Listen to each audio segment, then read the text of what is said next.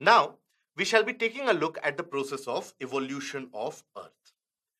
Now, Earth as a planet has also evolved as a result of multiple different dust, debris, and particles floating around the sun in the solar system. The evolution of the planet is roughly traced to be around 4.5 billion years before present. And the process of formation does follow the basic principles that we have seen in the accretion model. Now, when we were taking a look at the accretion model, what is it that we concentrated upon? We observed the fact that how multiple and millions and billions of different dust particles, they come together, and when they collide, they produce enough amount of heat. So basically, if you have two particles which come together, which are going to collide with each other, then at the point of collision, there is going to be enough production of heat which is going to happen. Now, owing to that very high amount of heat, there is going to be a kind of a welding process which will happen. And eventually, these two particles can come together. But all of this can only stand true if the speed of the colliding particles is not too fast. If the speed of colliding particles is very, very fast, and when they collide, they will basically shatter into multiple smaller pieces. But then, if their speed of movement is slightly slower, and then they move on and they collide with each other, as a result of that, that heat which is produced will raise the temperature quite significantly, that the two particles will come together. When the particles they come together, slowly and steadily, the size of mass increases. Now, as the size increases, so does the force of gravitation. So the gravitational attraction or the gravitational pull also significantly ends up increasing. As a result of that, what will happen? It will start attracting more number of smaller particles in the way, and more particles will be attracted towards that larger piece, and they will all start sticking around that larger piece, as a result of which we will have in existence the formation of a planetesimal. And this planetesimal, multiple of these planetesimals, these are very large size objects, then they will also follow the same process, that is the gravitational pull followed by a subsequent collision. They would also follow the same repetitive process, and eventually you will have a larger planet in existence. So the basic of formation for the planet Earth can be proved or can be explained ably well with the help of this accretion model. Here, one thing that we have to keep in mind is the fact that when such multiple collisions keep on happening, the temperature keeps on increasing continuously. And because of that continuous increase in temperature, eventually, when that entire planet is created, the temperature is so high that it is nothing but a molten ball of mass. So basically, from a ball of whirling dust and clouds here refers to what? A kind of a moving cloud of dust, right? So around the sun, owing to the gravitational pull of the sun, you had in the entire sphere or in the entire orbital plane that we refer to as the planets right now, in that entire space, you had huge amount of dust which kept on rotating around the sun. Now, what happened was that in any particular region, the dust particles they started colliding, and this process of accretion followed.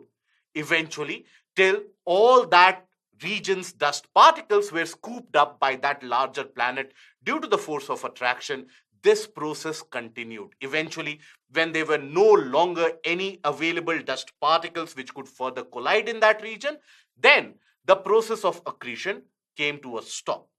Now, by the end of this process, there was a molten stage or a molten ball of mass which was created. And that was the first step in the formation, or that was the first sort of proto-planet in a way for planet Earth. Now, planet Earth was in a molten state for some time. For a few million years, it was in absolute molten state. Now, what happens? Suppose when we consider planet Earth to be in a molten state, it did include multiple different elements, multiple different materials together. It is not as if it was made up of only one substance. All these dust particles had various different elemental properties in them. So as a result of that, this molten earth also did include various different types of elements in it. Now, what happened as a result of that? As a direct consequence to that, what was observed was the more heavier molten liquids which were present, they started sinking to the bottom.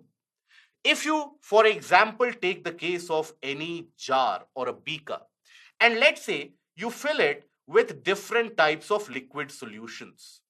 Let's say you have one liquid solution, and let's say you also have another liquid solution which is prevalent. Let's take the case of oil and water itself. Now we know that oil is lighter than water. So when you mix these two together, eventually you will find that oil tends to float on top. This is something that you can try even at your home. In a glass of water, pour some oil on top of it. You will always find the oil to be floating on top. Why? Because oil is lighter.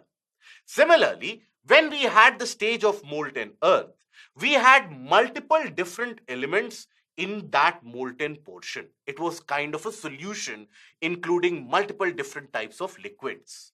So the heaviest of those liquids which were present at that point of time, those heaviest liquids, they started sinking to the bottom. Now, what will be the bottom of the earth? If we consider the entire sphere, what will be the bottom? Will the bottom be somewhere here? The bottom will be the central position. So when we say the bottom is in the central position, that means the central portion of the earth. Now here, all the heavier elements and the heavier liquids at that point of time, they significantly settle down around the central position. Now, in the very initial stages of formation of the planet, which were the most heaviest of the elements which were present in the liquid form? At that point of time, we had heaviest elements in the form of iron and nickel, which were present. Now, both of them, they settled around the central position and the center of the planet, and that is what formed the initial core. And to this date, we find that core is predominantly having a majority of iron and nickel as its constituents. It is the presence of this iron and nickel, as we will study in geomorphology as well, that this iron and nickel is what lends a kind of a magnetic property that Earth possesses. And so, by the same principle, the lighter liquids, the lighter objects, they started floating on top. And which were the lighter objects? You had basically elements such as alumina, silica, etc. They started coming to the top. So that portion formed what we today refer to as the crustal region of the planet Earth. So basically, light substances floated up from deep inside, and then they changed into hard rocks after cooling. Now the process of cooling was initiated from the outside. Because in the interior portion, you had enough amount of heat which was still present. But the outer extent of the surface of the planet, that was exposed to the outer space. So there the process of cooling was initiated. As a result of that, it was the top portion which first of all cooled down. And that is when the crust started forming. But at this stage, the crust was not as hard as we see today. The crust was in fact very amorphous in shape. It could basically be morphed into different shapes owing to the pulls and pushes of the interior of the planet. And the crust could also easily break into two whenever you had enough amount of heat and molten materials along with gases trying to come up. So the crust which was formed was still solid but very weak solid. Nowhere as close to the strong crust that we find today. Then after that, as the Earth's interior continued to cool, the planet Earth also observed a slight amount of contraction. There was not a humongous amount of contraction that the size significantly reduced to maybe half or less than that. But then there was some bit of contraction. Now, because the crust was not so definite solid in shape, the crust also started morphing into various different shapes. Think about it. Think about it as if you have a kind of a paper ball that you have crafted. Now, from the inside of the ball, if you start pulling out all the air from the inside, what will happen? The ball will crumble. Something very similar was experienced. And this led to a kind of the basic formation of a kind of a crustal deformation, ridge, basin-like formation, which happened across the surface. But then at this point of time, there was still a lot of residual heat which was present in the inside. To this date, we do have a lot of residual heat present in the region of the core, right from the time when the Earth was getting formed. So, at that point of time, roughly around 4 billion years before present, you still had humongous amount of heat present in the interior. Now, that heat led to the melting of materials quite significantly. And those materials which were molten also included certain gases.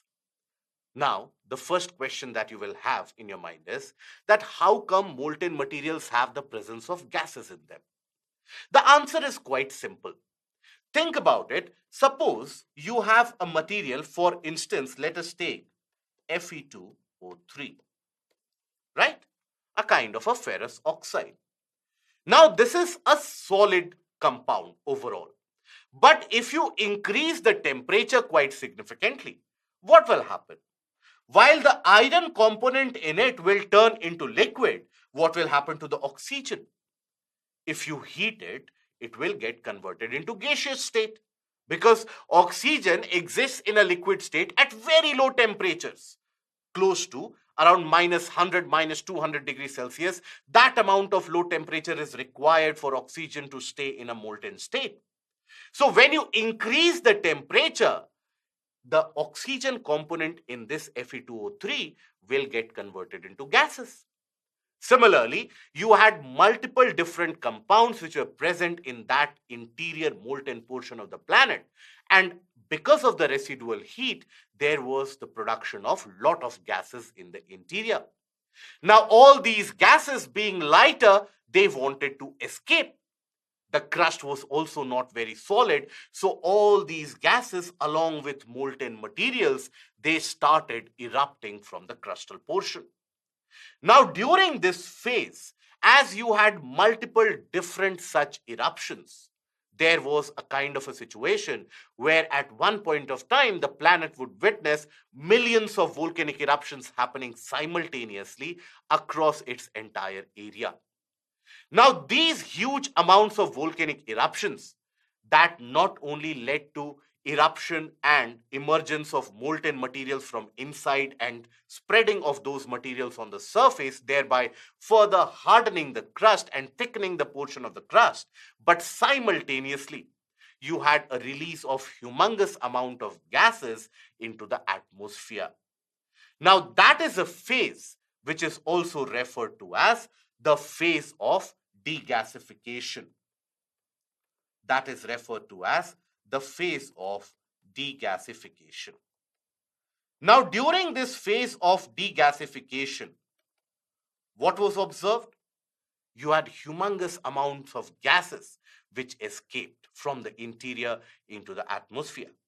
Now, amongst these gases which were released, you had gases such as oxygen as well as hydrogen, which were also released. Now, oxygen and hydrogen, they combined at these temperatures and they produced water vapor. Now, this water vapor, which is nothing but the gaseous state of H2O, this water vapor eventually formed very dense clouds on top of the planet Earth. Now, these dense clouds, once they were created, once they were formed, they further inhibited the permission or rather the reception of solar insolation on the ground surface. Because you would have observed even today, when you have very dense cloud formation, basically sunlight is not allowed on the surface. The clouds block the sunlight. Similarly, at that point of time as well, sunshine and sunlight was blocked for sufficient time duration. Now, due to this, the rate of cooling accelerated and the earth further cooled down. But when the rate of cooling accelerated and the temperature started dropping, that led to humongous amount of rainfall and precipitation from these clouds.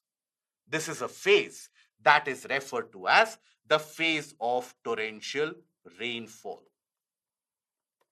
Phase of torrential rain. Now, what happened in this phase of torrential rain, and what is this term torrential? Torrential is derived from the English terminology torrent. And basically, when we talk about torrential rainfall, we are talking about a huge amount of rainfall, an excessive amount of rainfall. That is what is described by the term torrential. So when we say the phase of torrential rainfall, we are talking about an era in the evolutionary cycle of planet Earth where it is predicted that it rained continuously for a period of around 7,000 to almost around 10,000 years. It is predicted that it rained continuously for this duration. How are we able to predict that? By studying the rocks. By studying the various different rocks, the geomorphologists are able to understand that how climate would have changed in the history of the planet. So that phase of torrential rainfall was quite significant, and it is expected, and it is rather calculated and estimated, that it is this phase in the evolutionary cycle of the planet Earth which led to filling up of all the oceans and the basins and the water bodies that we see around us.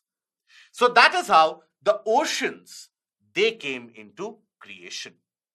And basically, the atmospheric gases, they form the clouds, which cause heavy rains for thousands of years, the phase of torrential rainfall. Now, this water got collected in basins which were already created. Some of these basins were already created because of the portion of the crust crumbling as the planet contracted slightly. And you had the formation of vast expanses of oceans which were present.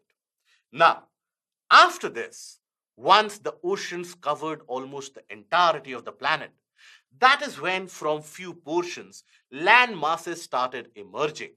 And as we will study in the portion of geomorphology that how land masses eventually emerge, basically they emerged as a result of underwater or under ocean volcanic eruptions. And these volcanic eruptions created few different land masses, and those land masses came together to form the continents that we see around us. The life on Earth, however, began close to around 1 billion years since the time of its formation. So it is estimated that life on Earth began roughly around 3 to 3.5 billion years before present. And this life was initiated in the oceans. You will study this in the portion of environment and ecology and science and tech as well. That the initial formation of life was in the form of microorganisms such as cyanobacterium. Now these microorganisms, these were chemotrophs. These were basic chemotrophs. Now what do we mean by chemotrophs? These are those organisms which utilize the chemicals present around them to produce the food that they consume and also to give out oxygen. So this was the genesis of life.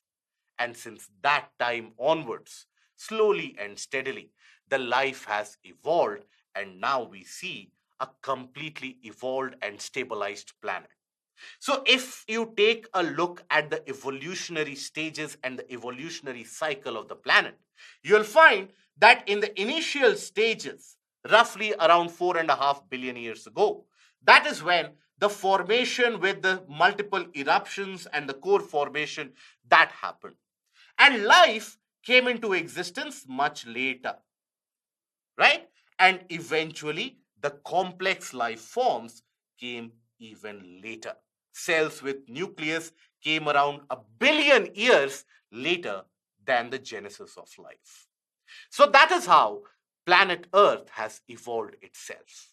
It has not been stable since the time of its formation, and various different processes that you will study in geomorphology has given rise to different types of landforms, different types of continents, and also changed the features of various oceans as well. Now, once we are aware of this basic of formation of the planet, then after that, we look at few of the basic principles and terminologies for the planet, such as when we talk about the process of rotation. Now, Earth as a planet does rotate around its axis. What is the axis? For any rotating object, the central position around which that object rotates, that is referred to as the axis. For example, if I have this pen in my hand, if this pen starts rotating, it will rotate around the central position. So that central position will be the axis. If the pen rotates in a manner something like this, then it is rotating around the nib. So the nib will be axis. So the central position of the planet, passing from North Pole in the northern hemisphere and the South Pole in the southern hemisphere, so that is the axis of the planet. Now, Earth's axis is tilted at an angle of around 23.5 degrees from the vertical. So if you manage to chart out the vertical, basically Earth's axis is tilted at an angle of around 23.5 degrees. The complete rotation of the planet takes close to around 24 hours, which constitutes one full day. And the direction of rotation is always going to be from west to east. So the planet always manages to rotate from west to east. That is why, if you think about it, if you take the sun like this, that is why we see the sun to be appearing for the first time in the eastern portion, and then the western portion is exposed to the solar rays. That is why we say sun rises in the east and sets in the west. Now, looking down at the North Pole from space, the Earth is rotating in a counterclockwise or an anti-clockwise direction. That is the general direction of rotation. Now, after this, when we take a look at the process of revolution of planet around the sun, the revolution of planet around the sun, it takes a kind of an elliptical orbit around the sun. Elliptical orbit means it is not a perfect sphere, it is a kind of an elongated sphere of sorts. And this elliptical orbit around the sun completes itself in roughly around 365 days, which we term as 1 year. It is this motion and movement around the sun which provides different amount of solar energy to different places. However, as we will take a look at the later stages when we take a look at latitudes and longitudes as well, it is the actual tilt of the planet which is responsible for varying amount of solar light falling in certain regions and varying lengths of days and the different lengths of nights that we encounter. So that is the prospect and the aspect of Earth's revolution around the sun. The revolution takes close to around 365 days. And as you will observe, it is not a spherical orbit, it is an elongated orbit that we refer to as the elliptical orbit. Now, after this, we move on to another technical terminology, and that is the terminology of aphelion and perihelion. So what do we mean by these terms, aphelion and perihelion? So here the term helion refers to the sun being the reference point. And when we use the term ap, means the distance is far. When we use the term peri, means it is closer, it is proximal. So aphelion refers to the point on the Earth's orbit where the Earth is farthest away from the sun. Whereas perihelion refers to the point on the Earth's orbit where the planet Earth is closest to the sun. Now, because the orbit is elliptical, that is why there will necessarily come a position when the planet Earth is farthest away, and there will necessarily come a position where the planet is closest. If it would have been spherical, then the distance would have been similar throughout the year, but it is elliptical. So that is why we do observe in 6 months duration a position when it is closest and a position when it is farthest away. Now, aphelion, that is the point when the planet Earth is farthest away from the sun, is observed when? Around 4th of July. That is when you observe the position of aphelion. Whereas the point when the planet Earth is closest to the sun, that is experienced around 4th of January. Now, here, those of us who experience the different conditions and different seasons, for all us Indians, here, this would be slightly a tricky concept to digest. Why? Because on one hand, we experience extreme hot conditions during the month of July, and we experience very cold conditions during the month of January. But simultaneously, we are saying that Earth is farthest away in the month of July and Earth is closest in the month of January. So how is it possible? How is it possible that when the Earth is farthest away from the sun, we experience very high amount of temperature? So here again, let me reiterate, and we will further look into it when we reach the portion of climatology, that the occurrence of various different seasons, that is the aspect of the axial tilt. The portion of the planet which is tilted towards the sun will always experience summer conditions. So during the month of July, it is the northern hemisphere which appears to be tilted towards the sun. Whereas during the month of January, it is the southern hemisphere which appears to be tilted towards the sun, and the northern hemisphere appears to be tilted away from the sun. It is because of this basic reason that you have the occurrence of various seasons. So always remember, the seasonal variation, the temperature variation is more of a factor of the axial tilt. If you take a look at the distance from the sun during the position of aphelion and during the position of perihelion, you won't find much larger difference. The difference between the distance from Earth and sun during these positions is only around 4 million kilometers, 4 to 5 million kilometers approximately. So approximately around 4 to 5 million kilometers. So during the position of aphelion, the distance between the Earth and the sun is close to around 152 million kilometers.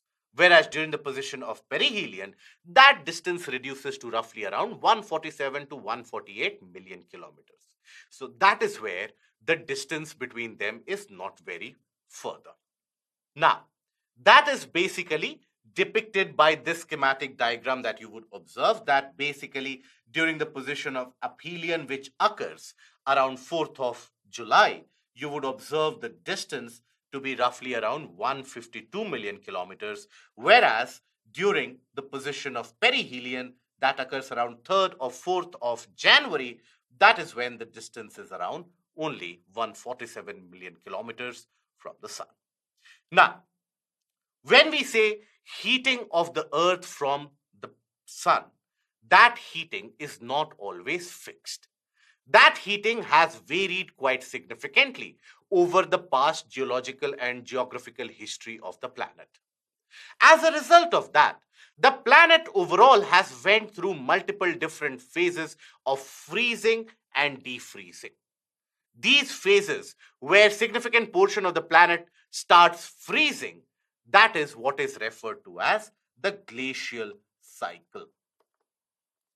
Now, by studying the various different fossil remains as well as the rocks, etc., the geologists for a long period of time had an idea that yes, indeed, the planet goes through a cycle or a phase where it starts freezing up. But then, again after that, everything starts melting. So, thereby this question has always prevailed, that why is it that these glacial cycles happen? Why is it that we do observe these glacial cycles? So, it was Milutin Milankovitch who provided an apt explanation for it. Milankovitch said that, look, when we say planet Earth moving around the sun, it is not as if this is being carried out in a lab, scientific lab. It is something which is being driven by the physical as well as the gravitational properties of these individual bodies. You also have the gravitational pull of larger planets such as Jupiter, which keeps on acting simultaneously. So, because of this, the orbit, the tilt, everything of the planet Earth, that is not fixed. That changes in a cycle of few thousands of years to even few 100,000 years. So he put forward what we refer to as Milankovitch cycles. Now, these Milankovitch cycles help us understand the various different phases that the planet Earth has passed through. During certain phases, you have significant amount of portion of the planet which gets frozen. The last major glacial phase that we experienced was roughly around 18,000 years before present. It is estimated that human beings had already come on Earth at that point of time. They were already present on Earth when the last glacial phase was experienced. Right now, we are not in a glacial phase. We are in a phase where everything is significantly molten.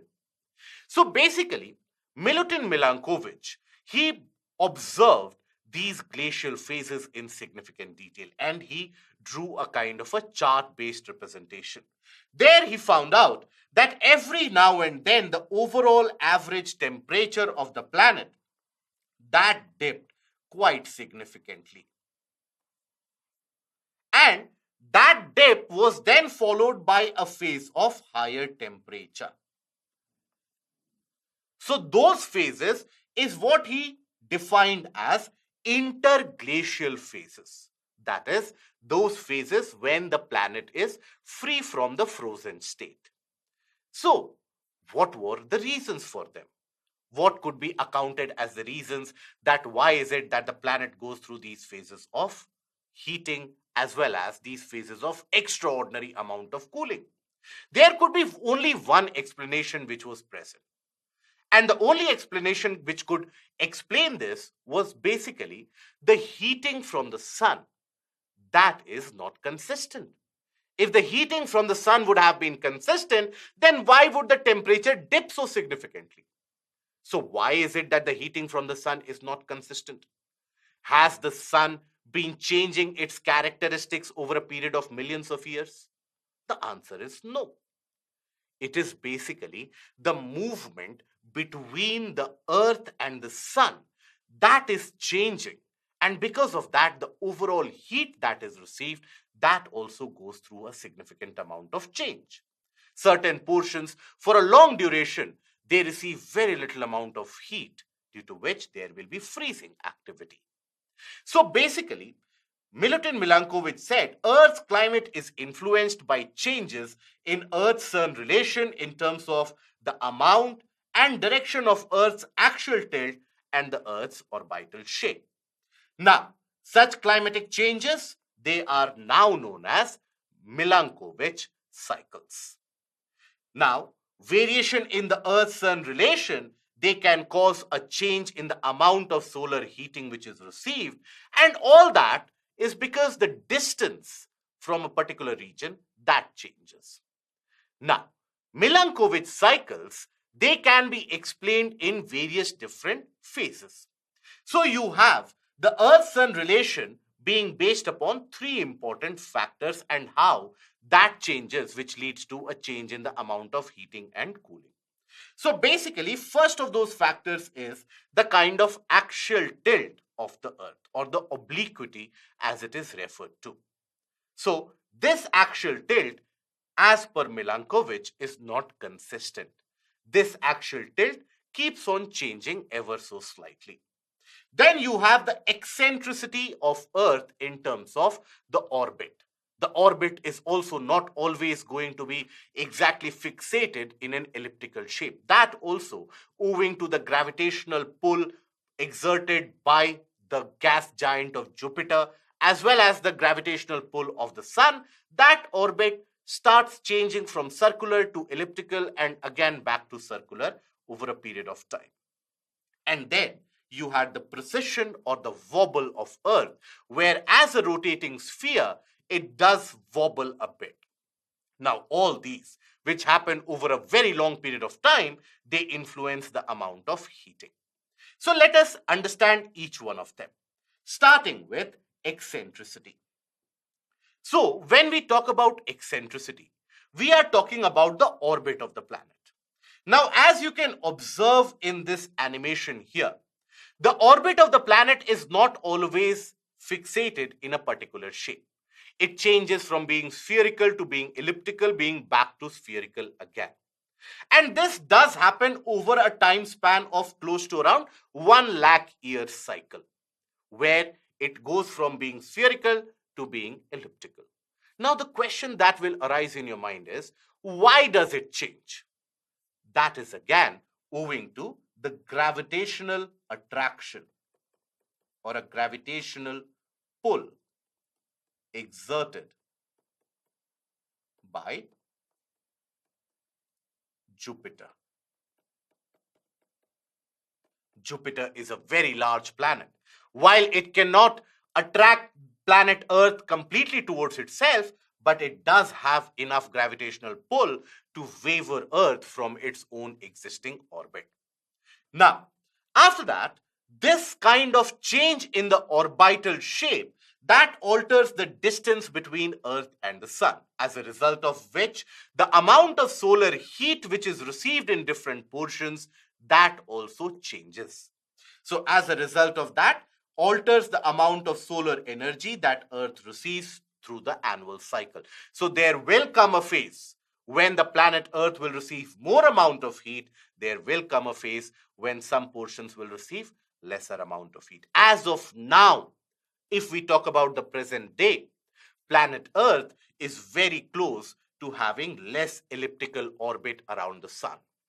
And it is not an elongated orbit that you observe here. So as of now, the orbit of planet Earth around the Sun is slightly less elliptical. It will change. Again, it will change in a few thousand years. It will change when Earth will enter into the next glacial cycle again. But then, there are other factors as well. You have the factor of obliquity or the axial tilt. Now, owing to the shape of the planet Earth and owing to the features regarding the center of gravity and the center of mass, this axis around which the planet rotates, that axis is not always fixated at 23.5 degrees. That tends to vary a bit. So basically, the angle at which the Earth's axis is tilted with respect to the Earth's orbital plane, that changes in between 24.5 degrees, which will be the maximum tilt observed during certain times, and almost around 22 degrees, which is the minimum tilt observed during certain times. Means what? What does this change from 23.5 to 24.5? What will that lead to? That means at any point of time, let's say if the planet is more tilted, that means the polar region start receiving more amount of heat and there will be greater melting. And if again the tilt reduces to around 22.5 degrees or 21.5 degrees, at that point of time, the polar region will stand to be isolated from solar heat and that will lead to a continuous freezing process. So that is how obliquity, this change, leads to a change in the amount of heat received, particularly in the polar region. So this leads to a greater amplified polar heating as well as polar cooling. Now, then after that, if we take a look at the other important factor in the Milankovitch cycle, we have the factor of precession, which is also referred to as wobble. Now, those of you who would have played with a spinning top, or if you would have witnessed anyone playing with a spinning top, you would have observed that when you release that spinning top, while it rotates around the central pin, but then it does not keep on rotating vertically, it wobbles, right? Even while rotating, you will find the spinning top gaining a kind of a wobbling shape. Something similar happens to planet Earth as well. The planet Earth, while it is tilted around its axis at 23.5 degrees, But then this tilt, that also is going to change. That tilt is also going to rotate.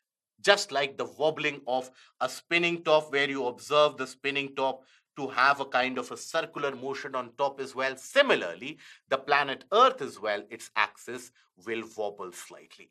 Meaning what? Means the annual cycle of heating and cooling will not only be disrupted, but certain areas will receive prolonged amount of heat when they are closer to the sun, and vice versa will also stand true. So basically, the direction in which the Earth's axis is pointed, if that direction itself changes, then that alters the timing of the seasons relative to the Earth's position in its orbit around the sun. This happens in, again, close to around 25,000 year cycle, due to which you have certain areas or certain regions where the summer season will last for maybe 7 to 8 months or 10 to 12 months, whereas in certain seasons it will be very cold conditions which will last for that duration. So this change in heating pattern as it is observed, that is again because of this precession. So a combination of obliquity, eccentricity, as well as precession leads to a changing in the heating and the cooling patterns of the planet as experienced from the sun, leading to what we refer to as the glacial cycles. So when we talk about the glacial cycles, here in the portion of precession, you will observe that in certain cases, for example, if we take the case of northern hemisphere right now, during the position of aphelion is when we experience the summer season, right? During the month of June, July. Now imagine, due to this process of precession, the situation changes after 10,500 years, where summer season will be experienced when the planet is closest. Obviously, the amount of heating will increase slightly. And the portion experiencing winter in the position when the Earth is farthest, the amount of cooling will also be significant. So that is what accounts for the glacial cycles experienced on the planet. So collective effects of the changes in the Earth-Sun relation on Earth's climate in geological time scale plotted on a graph, that is what is referred to as the Milankovitch curve. So here you observe a kind of a dip in the temperature as is experienced. Now observe how temperature significantly dipped around -20, -25 degrees Celsius for a prolonged duration. Obviously, that will lead to freezing activity.